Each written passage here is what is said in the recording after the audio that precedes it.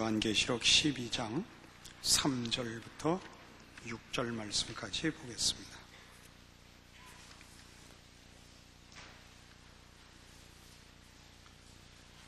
계시록 12장 3절입니다. 하늘에 또 다른 이적이 보이니 보라, 한 큰 붉은 용이 있어 머리가 7이요 뿔이 10이라. 그 여러 머리에 7 면류관이 있는데 그 꼬리가 하늘별 3분의 1을 끌어다가 땅에 던지더라. 용이 해산하려는 여자 앞에서 그가 해산하면 그 아이를 삼키고자 하더니 여자가 아들을 낳으니 이는 장차 철장으로 만국을 다스릴 남자라. 그 아이를 하나님 앞과 그 보좌 앞으로 올려가더라. 그 여자가 광야로 도망하며 거기서 1260일 동안 저를 양육하기 위하여 하나님의 예비하신 곳이 있더라. 우리는 12장에서 처음에 해를 입은 한 여자를 보았습니다. 해를 옷 입듯이 입고 그 발 아래 달과 또 머리에 12별의 면류관을 쓴 교회의 영광된 모습이라, 이렇게 지난번에 말씀드렸습니다. 근데 이 여자가 이제 메시아를 낳기 위하여 애를 쓰고 있고, 큰 붉은 용이 나타나서 그 여자가 낳는 아이를 삼키려 하는 그 환상을 봅니다. 여기 이 붉은 용은 성경에서 용은, 우리 동양에서는 용이 상서로운 짐승입니다. 그죠? 상스러운 말고 상서로운, 어대, 이거 상서로운. 경상도 사람들은 목회 안 해야 돼요. 설교는 안 해야 돼요. 최소한 상스러운 그럴 거예요. 틀림없이. 봉황과 용이 상서로운 짐승입니다만, 이제 기독교 문화를 바탕으로 둔 서구에서는, 그리고 성경에서는 용은 큰 뱀을 의미합니다. 큰 뱀. 그래서 여기 이 붉은 용은, 여기서 붉은색은 피를 의미하고 살육을 연상시키며, 10뿔이 있다는 것은 그 큰 세력을 말하고, 7 머리는 그 활동력의 대단함을 상징합니다.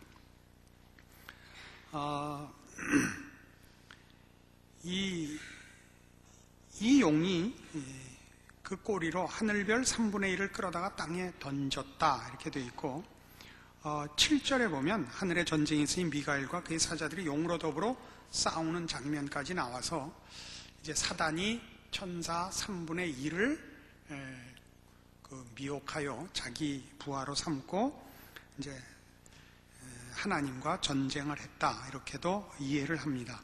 그러나 여기서 말하는 3분의 1은 구체적인 숫자를 의미하는 것은 아닙니다. 상당한 세력이지만 소수다 하는 의미를 전달하려는 것이지, 수를 세서 3분의 1을 의미하는 것은 아닙니다. 그래서 이 용이 아이를 삼키려 하는 것은, 이 아이는 물론 메시아입니다. 메시아, 우리 주님이신데, 이 용이 아이를 삼키려고 하는, 이 메시아를 삼키려는 일은 메시아이며 동시에 메시아로 인하여 생기는 교회, 여기서 말하는 교회는 하나님의 백성들의 집단을 삼키려는 것입니다. 그래서 이것은 역사적으로 계속되어 온 사단의 교회에 대한 적대 행위를 의미하고 있습니다. 성경에 여러 군데 나오는데, 대표적으로 예레미야 51장 가보십시다.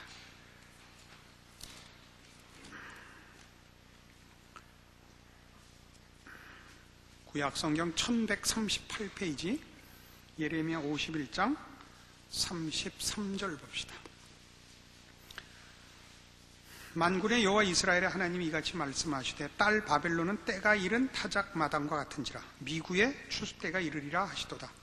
바벨론 왕 느부갓네살이 나를 먹으며 나를 멸하며 나로 빈 그릇이 되게 하며 용같이 나를 삼키며 나의 좋은 음식으로 그 배를 채우고 나를 쫓아내었으니 나와 내 육체에 대한 잔악이 바벨론에 돌아가기를 원한다고 시온 거민이 말할 것이요, 내 피 흘린 죄가 갈대아 거민에게로 돌아가기를 원한다고 예루살렘이 말하리라. 용같이 나를 삼켰다. 여기서 나는 유다, 전체적으로 이스라엘을 의미합니다. 용같이 이스라엘을 삼켰다. 이스라엘은 구약의 교회지요. 에스겔 29장, 예레미야 다음에 에스겔 29장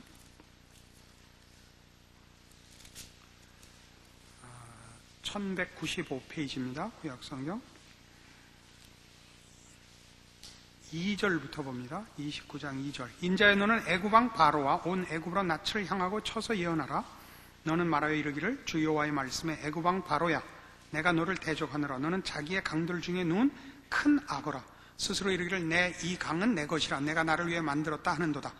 내가 갈고리로 네 아가미를 꿰고 네 강의 고기로 네 비늘에 붙게 하고 네 비늘에 붙은 강의 모든 고기와 함께 너를 네 강들 중에서 끌어내고 너와 네 강의 모든 고기를 들에 던지리라.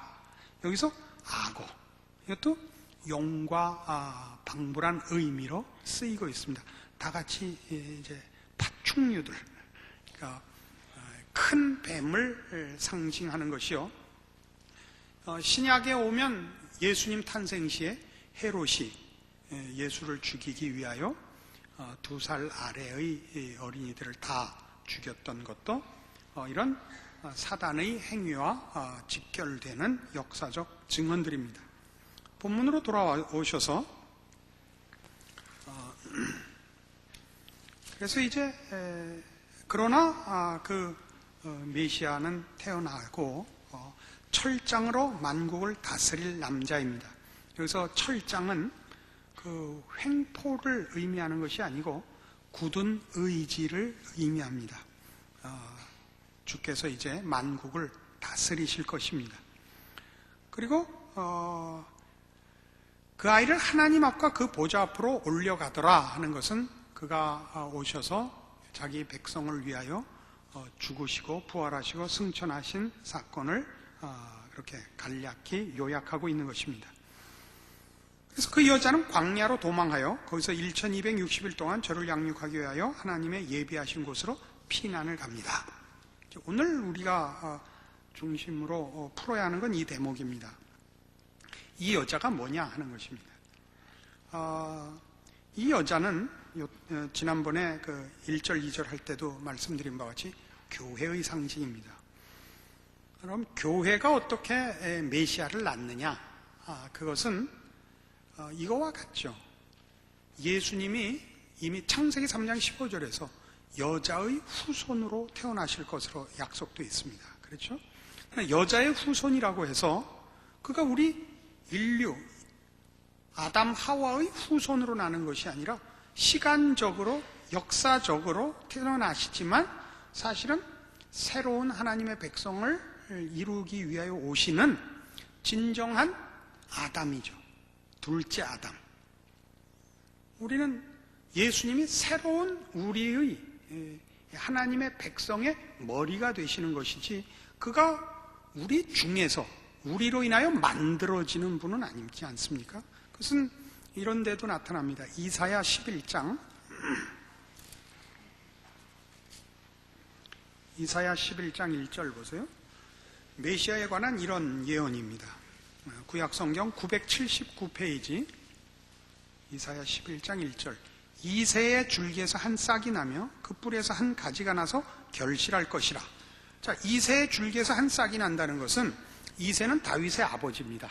그러니까 다윗의 후손으로 올 것을 말합니다마는 성경은 다윗을 논할 때 이새의 아들이라 이렇게 얘기하고 메시아 왕국을 다윗 왕국으로 이렇게 상징적으로 묘사를 합니다마는 그 이상은 족보를 안 따집니다. 그 다윗의 뿌리를 얘기할 땐 이새입니다.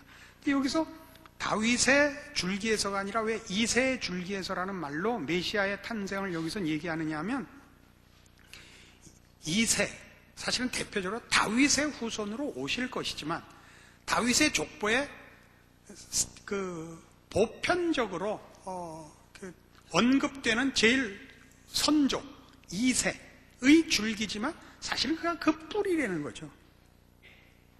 이새의 뿌리에서 나온 싹이 아니고 그렇게 싹으로 보이지만 사실은 이새의 뿌리라고요. 이 싹이. 이런 때 아주 누구 잘못인가 이런 생각을 잠깐 하게 돼요. 내가 영역이 부족해서 설명을 잘못했을까? 아니면 우리 교회는 머리큐가 낮은 사람만 올까? 아니면 이게 영적인 문제라서 일반적인 머리큐로는 못 쫓아오는 것일까? 이새의 줄기에서 나온 싹이지만 그가 이새의 후손으로 나오지만 역사적으로 세상에 출현하시지만 사실은 이새의 뿌리라고요. 이새가 그로부터 나오는 거라고요. 여자의 후손이지만, 그렇죠? 하와에게 한 약속 안에 여자의 후손으로 오실 것이지만 우리 모두가 그를 마지막 아담으로, 옛 아담이 우리의 범죄한 인류의 조상이었던 것 같이, 시조였던 것 같이 예수 그리스도로 말미암아 새로운 하나님의 백성의 시조로서 예수님이 서십니다. 역사적으로, 시간적으로 그 앞서 출생했던 구약의 성도들도 다 예수 그리스도의 후손으로, 십자가 공로의 혜택으로 그의 백성이 되는 것입니다. 이게 시간하고 상관없는 문제이죠. 그래서 왜 이 문제를 따져야 되느냐 하면, 지금 이런 식의 이해가 없이 보면 이 여자를 구약의 교회라 이렇게 보게 됩니다. 이스라엘이라 이렇게 보게 돼서 이스라엘이 메시아와 신약 교회를 낳고, 그리고 이 이스라엘이 광야로 이제 말하자면 피난을 갔다. 그래서 세대주의적 이제 그 시각에서는, 세대주의자들은 성경을 이스라엘에 관한 예언과 신약 성도들을 향한 두 개의 역사가 있다고 믿습니다. 저들은. 그러니까 이 이스라엘을 위하여 하나님이 하신 일들과 또 그들에 대한 예언과 신약 성도들을 위하여 하신 일과 예언이 두 줄기를 이루고 있다고 보고, 우리는 거기에 나눔이 없고 구약과 신약이 동일하게 다 구약의 이스라엘이 신약의 교회요, 신약의 교회가 구약엔 이스라엘로 나타났다고 이해를 합니다. 이 이해가 이제 특별히 종말론에 있어서는 아주 커다란 시각의 차이를 만들어내서 지금식으로 이렇게 구약 이스라엘이 메시아를 낳았으나 그로 인하여 생긴 교회와 달리 이 이스라엘은 광야로 피난을 가야 되는, 그래서 우리 잘 아는 신약 2000년 동안 이스라엘이 떠돌이 생활을 한, 이렇게 이해를 합니다. 그러나 우리는 전혀 그렇게 이해를 하지 않는 것은, 이 여자는 구약 신약 할 것 없이 언제나 교회입니다. 물론 시간적으로는 처음 1절에 등장하는 여자가 이스라엘로 시간적으로는 등장을 하지만, 그가 낳은 아들, 그 아들로 인하여 이 여자는 비로소 교회가 되는 것입니다. 참다운. 그리고 이 여자가 광야로 도망하는 것은 여기서 지금 우리 그동안 지난 2000년 역사 동안에 이스라엘이 세계 방방곳곳에 흩어져서 피난살이 혹은 도망간 식으로 산 것을 의미하는 것이 아닙니다. 광야라는 것은 지금 이 계시록에서는 큰 성과의 대조입니다. 광야는 성경에서 여러 가지 의미가 있습니다. 광야는 사람이 못 사는 곳입니다. 애국과 가나안 사이가 광야죠. 사람이 살 수 없는 곳, 거친 곳, 도망자들이 가는 곳입니다. 주로. 그러나 계시록에서는 이 광야를 왜 등장시키고 있느냐 하면 큰 성과 대조하기 위해요. 큰 성은 다 뭘로 나오나 보세요. 11장 8절에 큰 성이 뭐였나 봅시다.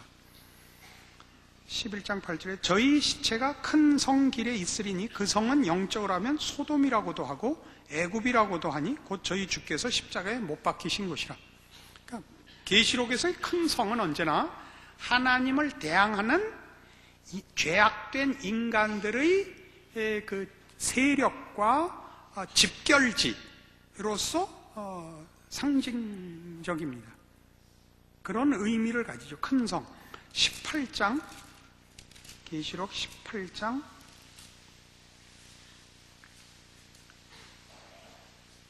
1절부터 오죠. 이 후에 다른 천사가 하늘에서 내려오는 것을 보니 큰 권세를 가졌는데 그의 영광으로 땅이 환하여지더라. 힘센 음성으로 외쳐 가로되 무너졌도다 무너졌도다 큰 성 바벨론이요 귀신의 처소와 각종 더러운 영에 모이는 것과 각종 더럽고 가증한 새에 모이는 것이 되었도다. 이 큰 성 바벨론, 큰 성 소돔이요 고모라임. 그러니까 계시록에서의 성은 대표적으로 언제나 바벨론입니다. 사실 바벨론은 국호죠, 국호. 근데 바벨론을 이렇게 큰 성으로 묘사를 하고 그와 대조되는 것으로 광야라고 해서 지금 여기서 말하는 광야는 그런 무슨 어떤 정당한 장소로부터 도망간 곳, 피난 간 곳, 유배당한 것을 의미하는 것이 아니고 우리 믿는 자들이 이런 큰 성과 대조되는 영적인 상태 속에 있음을 말하는 것에 불과합니다. 그것은 다시 돌아오셔서 12장 6절에 있는 그 여자가 광야로 도망하며 거기서 1260일 동안 저를 양육하기 위하여 하나님의 예비하신 곳이 있더라. 하나님의 보호 속에 있으며 그 기간이 1260일입니다. 1260일은 3년 반. 성경에서 3년 반이요 42달입니다. 그것은 앞에 11장에 있었던 이 일과 무관하지 않습니다. 11장 1절 보세요. 또 내게 지팡이 같은 갈대를 주며 말하기를 일어나서 하나님의 성전과 제단과 그 안에서 경배하는 자들을 청량하되 성전 밖마당은 청량하지 말고 그냥 두라. 이것을 이방인에게 주었은즉 저희가 거룩한 성을 42달 동안 짓밟으리라. 내가 나의 두 증인의 권세를 주리니 저희가 굵은 베옷을 입고 1260일을 예언하리라. 그러니까 거룩한 성을 42달 동안 이방인에게 내어주는, 즉 하나님을 반대하는 세상에게 내어주는 동안이, 그 동안이 교회는 그때가 핍박과 환난을 받는 광야 같은 환경 속에서, 영적 환경 속에서 자기 증언을 하는 기간입니다. 11장에서 이게 이 두 증인이 교회를 상징한다고 이미 풀었죠. 교회가 말하자면 그 성서를 짓밟듯 하는 그런 영적인 상황 속에서 교회가 그 교회의 증인으로서 서 있어야 되는 것을 지금 12장 사건에서는 그 동안을 하나님이 광야 속에서지만 이 교회를 보호하고 계신다 하는 것으로 우리는 이해하는 것이 이게 앞뒤가 맞습니다. 그래서 지금 보는 이 6절 말씀, 그 여자가 광야로 도망해 거기서 1260일 동안 저를 양육하기 위해 하나님의 예비한 곳이 있더라 라는 것은 결국 예수님이 부활 승천하신 후부터 하나님의 백성의 역사를 요약한 것입니다. 그러니까 지난 2000년 기독교 역사를 보십시오. 뭐 편안했던 날이 별로 없죠. 타락과 저의가 가득 찬 이 세상이 광야 같지만 하나님의 보호하심 속에서 그 교회가 보존되며 승리할 것을 약속하는 그런 이 환상인 것입니다. 그래서 우리는 이 세상을 살면서 우리의 삶은 세상 사람은 그것이 큰 성으로 보이고 우리에게는 광야 같은 그런 서로 상반되는 영적 이해 속에 있다 하는 것을 이해하셔야 됩니다. 이 세상 사람들에게 즐거움이며 자랑인 것들이 우리한테는 고통이고 곁에 갈 이유가 없는 그런 현실이죠. 둘이 함께 살고 있죠. 세상 사람들은 뭐라고 믿고 살고 있어요? 큰 성이라고 믿고 살고 있고 우리는 광야라고 이해하고 살고 있는 것입니다. 시편 23편 가보십시다.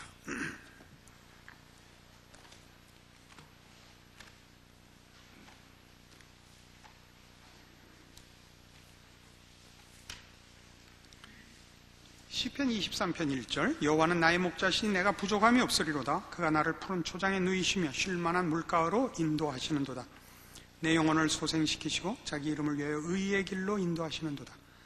내가 사망의 음침한 골짜기로 다닐지라도 해를 두려워하지 않을 것은 주께서 나와 함께 하심이라.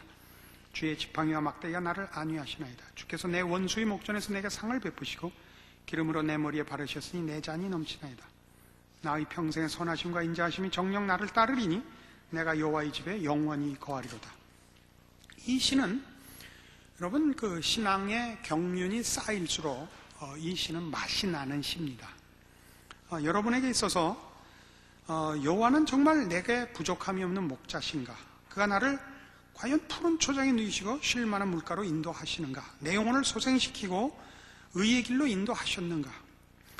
내가 사망의 음침한 골짜기로 다닐 때 하나님이 나를 지키셨는가? 하는 부분에 대한 이해가 여러분의 신앙의 경륜과 그 정도에 따라서 그때마다 다르게 보일 것입니다. 다윗에게 있어서 사망의 음침한 골짜기는 우리 1차적으로 이런 것들입니다. 그가 사울의 낯을 피하여 블레셋으로 피난 갈 수밖에 없었을 때, 그때 그는 진정 사망의 음침한 골짜기에 있었을 것입니다. 그는 목숨을 구하기 위하여 마지막에 그 미친 척까지 했어야 됐었습니다.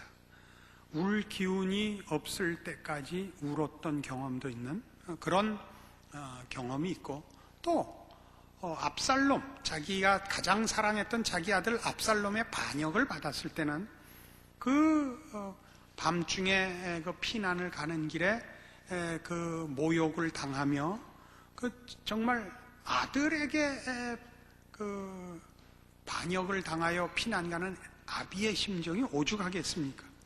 그 전쟁 때 자기 장수들에게 그 반역군과 싸우는데 계속 압살롬이 무사한가를 물으면서도 그 자식과 싸워야만 됐던 그런 길들은 정말 더할 나위 없는 인간이 겪는 일 중에 가장 참담한 경험이었을 것입니다. 그러나 다윗의 시를 더 이제 깊이 영적인 우리의 현실 속에서 경험해 보면 그가 경험한 가장 무서운 사망의 음침한 골짜기는 자기 자신이었을 것입니다. 그는 밧세바 사건을 겪고 나서 정말 많이 놀랍니다. 그리고 그의 고백같이 죄가 항상 내 앞에 있나이다 라고 고백을 할 수밖에 없었습니다. 그가 나갈 때도 죄를 통과해서야만 나가고 들어올 때도 죄를 통과해서만 들어오는 것입니다.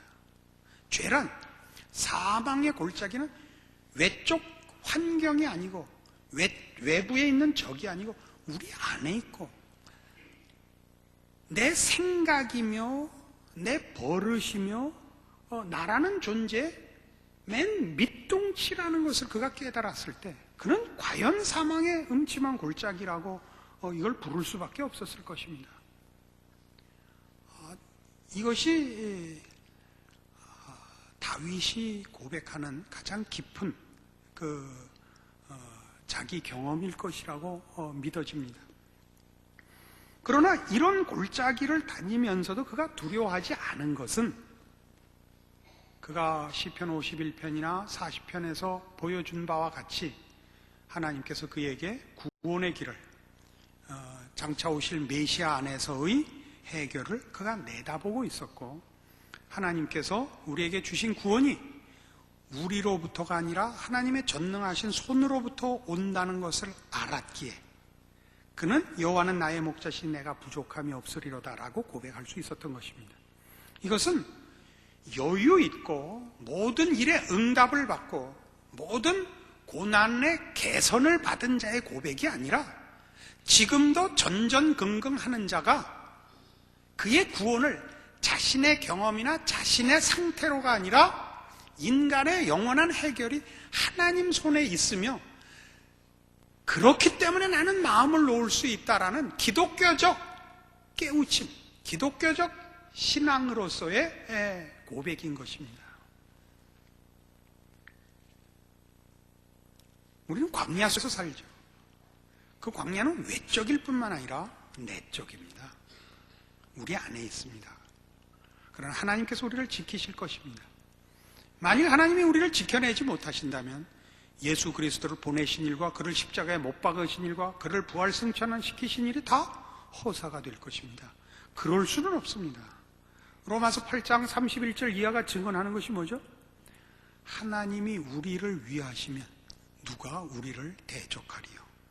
여기에 말하자면 다윗이 23편을 기록할 때 이것을 승리로, 그의 믿음의 확신으로 이 시를 쓸 수 있었던 이유고, 그래서 그게 5절에 있는 바와 같이 주께서 내 원수의 목전에서 내게 상을 베푸시고 기름으로 내 머리에 바르셨으니 내 잔이 넘치나이다 할 때 원수는 다만 자기의 정치적 군사적 대적이 아니라 우리를 장악하고 있었던, 그리고 지금도 호시탐탐 우리를 다시 노예로 부리려는 미혹하고 시험하고 위협하는 이 죄요 사단인 것입니다.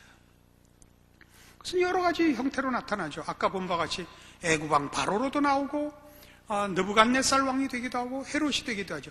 사탄의 현현이라는 것이 아니라 그 배후에 사단의 세력이 있죠. 그 세력은 우리 안에 있습니다. 우리 속 제일 깊은 뿌리에 들어와 있죠. 그래서 우리 사망의 음침한 골짜기를 시인하는 것입니다. 그러나 우리 오늘 본문에서 보는 바와 같이 요한이 받은 환상이 뭐예요? 그 여자가 광야로 도망하며 거기서 1260일 동안 저를 양육하기 위하여 하나님의 예비하신 곳이 있더라. 하나님께서 우리를 성령 안에서, 예수 그리스도 안에서 지키시며 승리케 하실 것입니다. 그래서 우리는 모두가 여호와는 나의 목자시니 내게 부족함이 없으리로다 라고 고백할 수 있게 되는 것입니다. 기도하십시다. 하나님 아버지, 은혜가 이렇게 크고 놀랍고 우리의 운명이 주의 손에 있음을 확인하였기에 광야 같은 세상에 살고 있으나 우리는 저들을 겁낼 필요가 없습니다. 우리가 매일을 사망의 음침한 골짜기로 다니는 것은 우리의 옛 성품과 죄의 뿌리가 아직 우리 속에 남아 우리를 위협하고 있는 까닭입니다. 그러나 그럼에도 불구하고 하나님께서 우리를 승리케 하실 것과 푸른 초장과 잔잔한 물가로 인도하시며 우리의 영혼을 소생시키는 것을 믿습니다. 세상이 교회를 이길 수가 없고 세상의 그 어떤 것도 우리 주 예수 그리스도 안에 있는 하나님의 사랑에서 우리를 끊을 수 없음을 믿습니다. 그러므로 우리가 이런 말씀들을 대할 때마다 오늘 우리가 겪는 외적 환경의 어려움이나 혹은 우리 내적 신앙의 여틈까지도 우리를 무너뜨릴 수 있는 것이 아니고 걱정시킬 수는 있으나 그러나 내 실력과 힘으로가 아니라 그 아들을 아끼지 아니하고 주신 우리 아버지 되신 하나님의 은혜와 지키심과 목자 되심으로 인하여 우리의 영원한 소망이 확실한 것을 시인합니다. 이 믿음으로 하루하루를 승리하며 소망 가운데 믿음을 지키는 광야에 살고 있으나 하나님의 백성인 자신을 확인하는 신자된 기쁨과 삶에서의 승리와 소망을 놓치지 않는 믿음으로 무장하여 세상 앞에 서게 하여 주시옵소서. 예수님 이름으로 기도합니다. 아멘.